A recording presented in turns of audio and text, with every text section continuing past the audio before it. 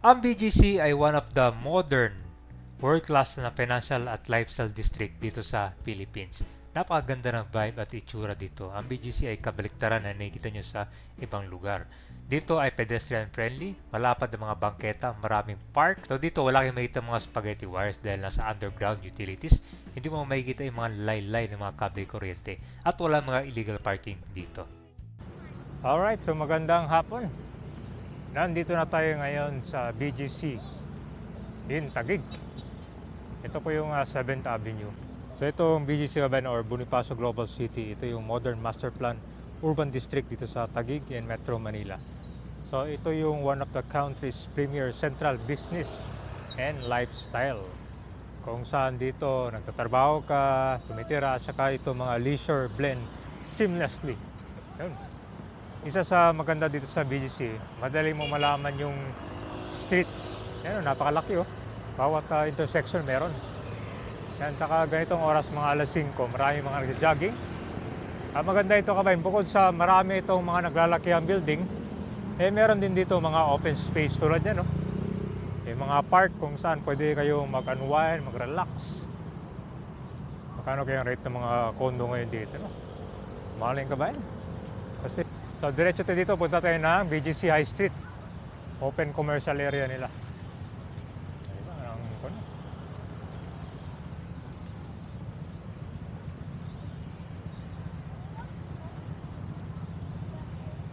Para meron lang kayong idea dito, no?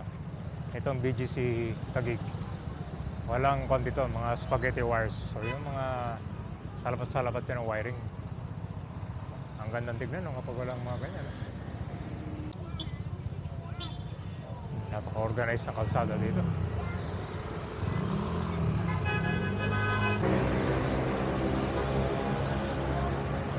Very well, yan, no? Ang ganda ng pagka-setup, no? Sidewalk, tapos may mga halaman, mga puno. And then merong barrier para hindi aakyat dito yung mga tao agad-agad. May mga designated lang, tapos merong mga basura dito. Saka isa sa mapapansin mo dito kabayan, wala mga illegal parking, no? Kayang-kaya gawin dito.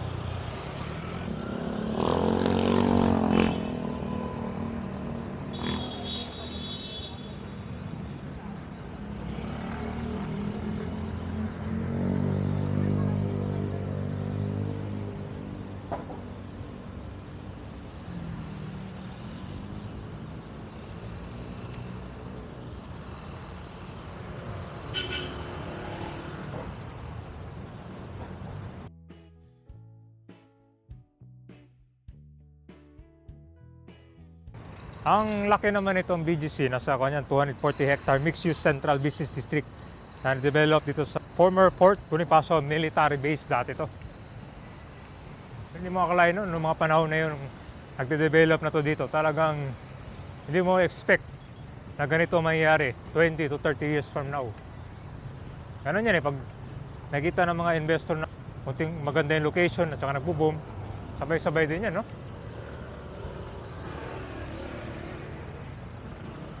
Ito, mga kwan pa lang to, mga talagang organized lang. Kita mo yung may cone dyan, para sa kwan lang to, bike lane.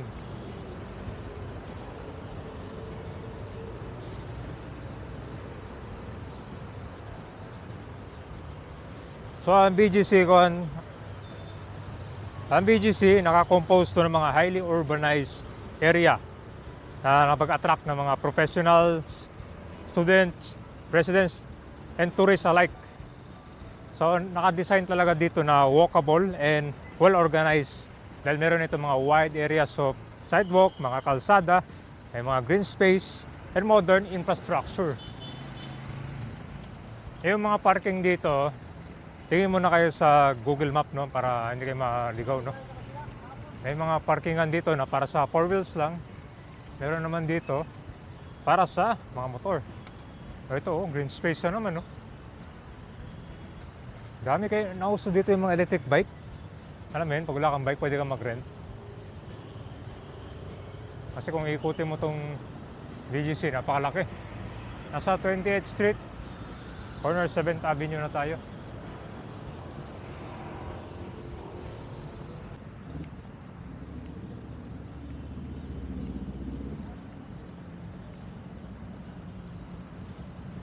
nilakad na lang natin para makita nyo yung mga sidewalk dito ba. Kung dinidrive tour natin,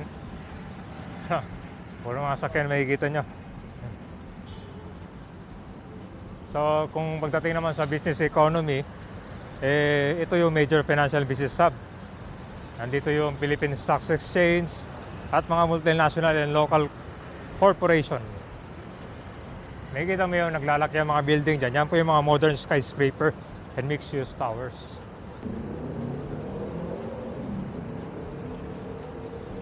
So ang pinaka-famous na pasaran dito sa BGC ay itong Bonifacio High Street. Ang maganda kasi nito, open air lang siya. May mga dining, retail, and lifestyle strip. Ito na yata, ito. Ito na yung BGC High Street. So, Bonifacio High Street, ito na Saan tayo? Corner, kung tayo, sa 7th Avenue.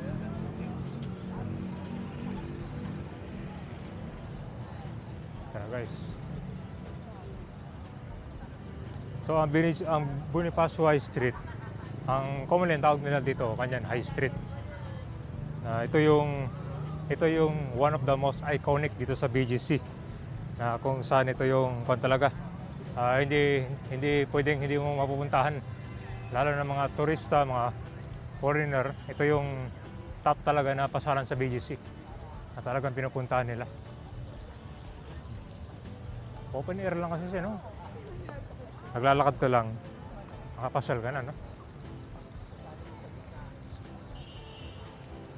So nakadesign talaga siya sa open air and main street, kung saan meron siyang napakalawak na sidewalk and greenery, public art, and places. So, maganda ito mag-sit, mag-relax, saka mag-stroll.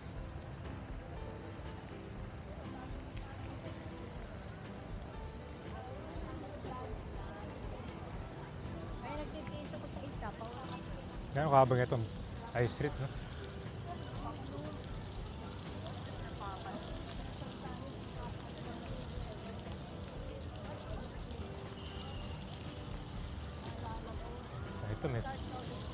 So itong fountain pala, mga alas 5 nagbubukas.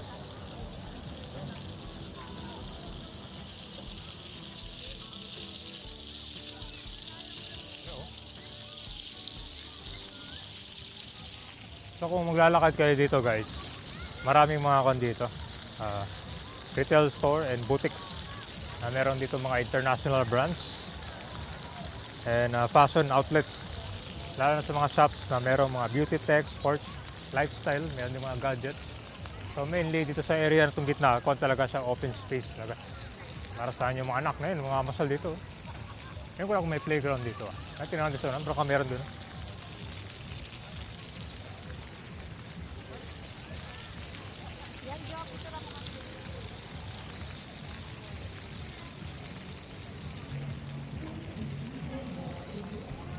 Ito, dito yung mga kabay, no? Ito mga luxurious, tulad nito watch. Dito rin pala yung bili, ano?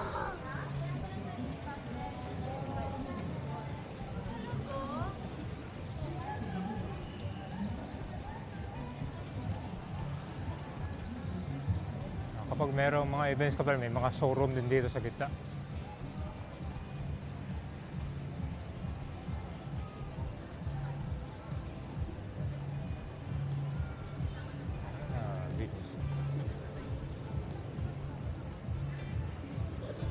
So sa mga nagharap ng dining dyan at saka kapian, nandito yung mga top dining corridors in BGC kung saan nag-offer ng mga restaurant, cafe, and bars. Tulad nito, Din Tai Fung. Yan, ito sikat yan. Famous Taiwanese Xianglong Bao and Dim Sum. Tapos meron din silang dito, bicycle rack. Ayan, sa mga electric scooter din.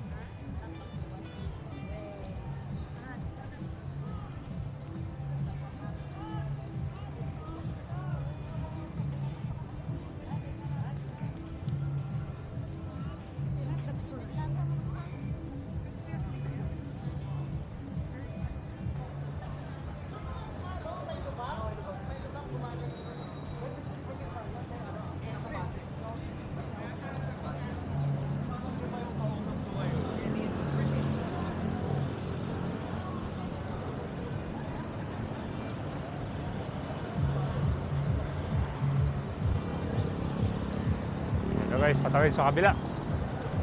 Anong corner street? Pipa Avenue. Ito yung Pipa Avenue.